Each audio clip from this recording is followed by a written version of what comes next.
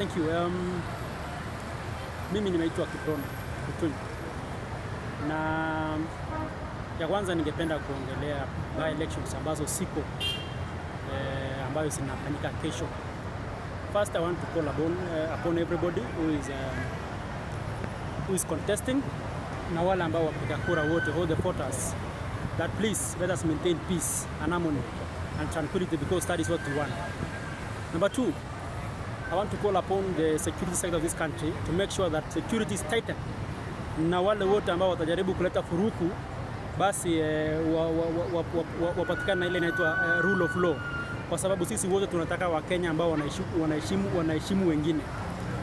Number 3, to speak about this by election kindani, mimi kama a youth ningependa sana kuadvise wale watu wa Kasipul, watu wa Malava, watu wa Mbeere North, Magarini na Panisa. Ya kwanza, kwa sababu tumeona ya kwamba kulikuwa na intense campaign sana between government and opposition. Sisi wale ambao hatuna by election katika constituencies yetu, tungeomba sana pia na sisi tupate by election, kwa sababu tunataka kubadilisha uongozi. Nasema hivi kwa nini? Sisi wote tunajua ya kwamba wale wabunge ambao tuliwatuma kule parliament to represent our views and ideas wametuangusha. They are just singing two term and they are singing the tune of executive, which is very wrong. Kwa sababu pale tumewatuma watengeneze policies ambayo ina favor raia wa chini, lakini wametuangusha. Na hivyo nataka niwaambie the constituencies ambayo wamepata by election kama vile Kasipul, ya kwamba this is the chance that you must use it to make sure that you elect a leader who represent your views. Okay? And that is none other than Philip Aroko Otete.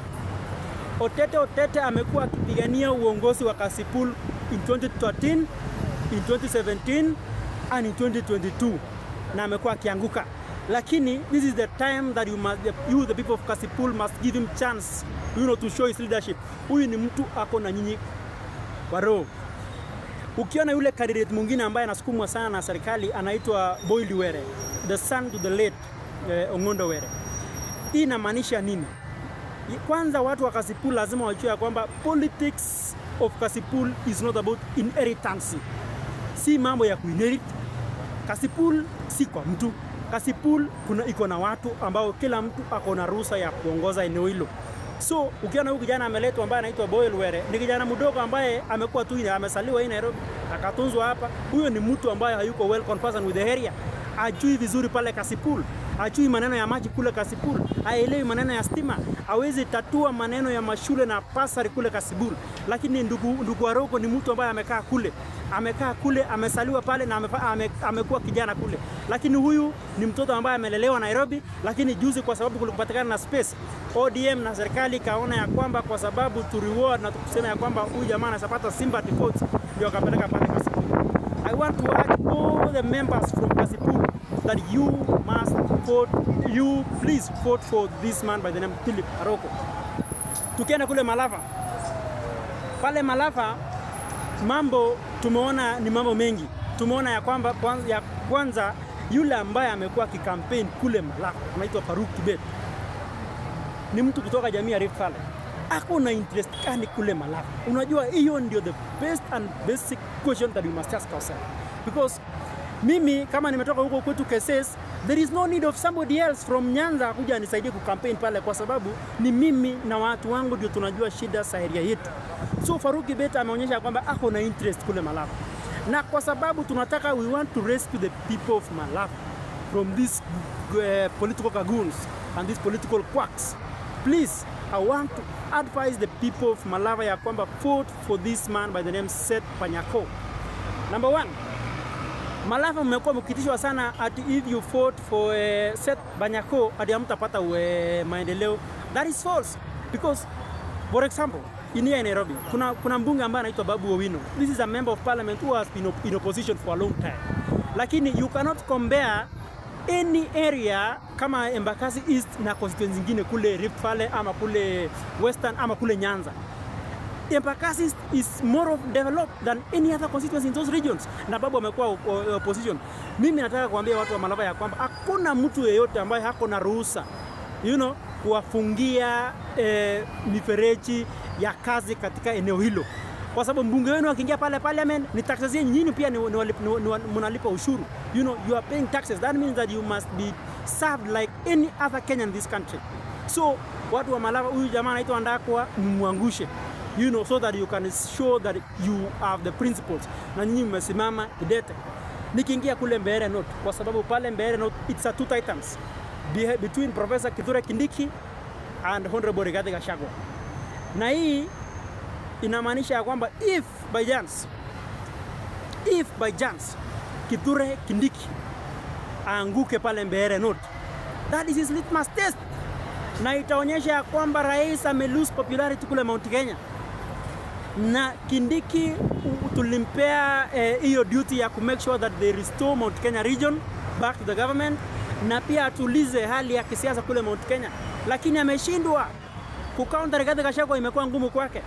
Na mimi nataka niseme ya kwamba watu wa Mbeere North, you know, ni nyinyi kuamua sasa, kwa sababu pale Mbeere North hatujaona candidate ambaye ni kama ako na idea. Kasipul Aroko ako na idea. Pale Malava Seth Panyako kidogo ni kama ako na idea. Lakini hapa Mbeere North tumeletewa watu, sijui alikuwa na mwingine anaitwa Wamutende, alikuwa na scandal kubwa sana hapa Kenyatta Hospital. Alifanya procurement ya machine moja hapa, na hiyo machine ilikuwa kushi.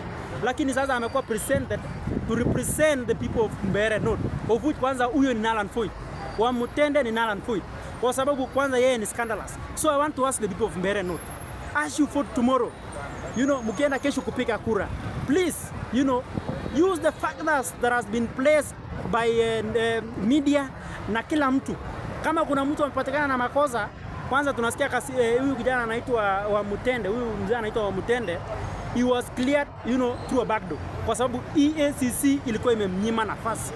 So mimi nataka kusema ya kwamba watu wa Mbeere North, please, watu wa Mbeere North, please, you must vote for change, you must vote for transformation. You don't need to just vote for because of mtu one time ama two time. Lakini mimi ningependa sana mvote kwa huyu jamaa anaitwa Newton Karish, kwa sababu inaonekana kidogo huyu ni mtu ambaye anaelewa mambo ya Mbeere North. Unajua, this election you must use it to show that mumechoka na yale wabunge wengine wanafanya.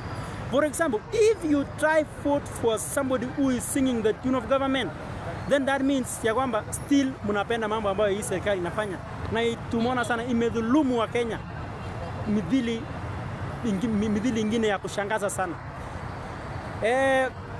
IBC, nikimalizia IBC, I want to caution members of Independent Electoral and Boundaries Commission. I want to caution the members of Independent Electoral and Boundaries Commission, IEBC, led by Chairman the Con Rastas, ya kwamba, please sir,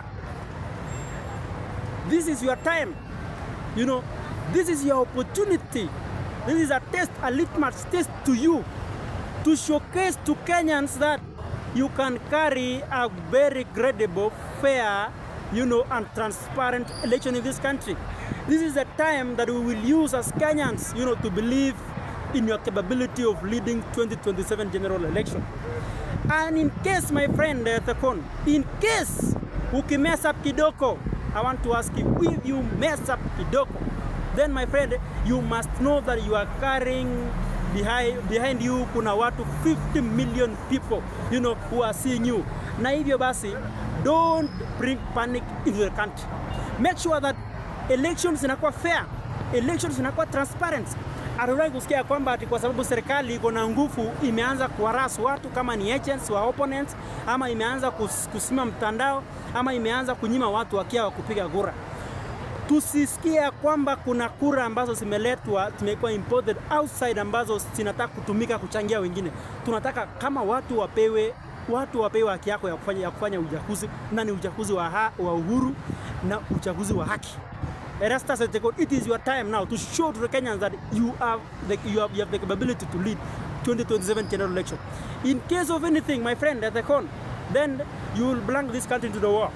Na fita, unajua fita si kitu mzuri, na sisi hatutaka kwenda hapo kama nchi. Ukifanya mambo vizuri, tutakuheshimu. Ukifanya mambo mabaya, basi pia wewe pia nawe utaona cha mtema kuni, kwa sababu hii nchi tumechenga kutoka mbali, na tunataka nchi ambayo itasimama na nchi ambayo itakuwa imara. Ya mwisho, mimi kama kijana kutoka Rift Valley, kuna watu ambao watapatikana na shoka, kuna watu ambao tutawakata, kuna watu ambao tutapasua after this election kisiasa. We have those people who will face a political tantamount after this by-election. Number one, Kithure Kindiki. Sisi kama serikali, Kithure Kindiki tumempea nafasi ya kuonyesha nguvu yake kule Mount Kenya. Na ikiwa atashindwa, basi we will show the door to Kithure Kindiki. He will be shown the door. Kwa sababu tunataka uonyeshe nguvu yako kule Mount Kenya, ya kwamba you can convince the people of Mount Kenya, you know, Mount Kenya is still loving the president na Mount Kenya is still in government. Ikiwa Gachagua atamshinda Kindiki, basi Kindiki tunakwambia bye bye. Pia huyu mama ambaye anaitwa Cecily Mbarire ni chairman wa UDA. Sisi kama UDA tutakupoteza, na tukipoteza basi mama Cecily Mbarire bye bye. Tutakuwa tunakushukuru kwa yale ambayo umetufanyia.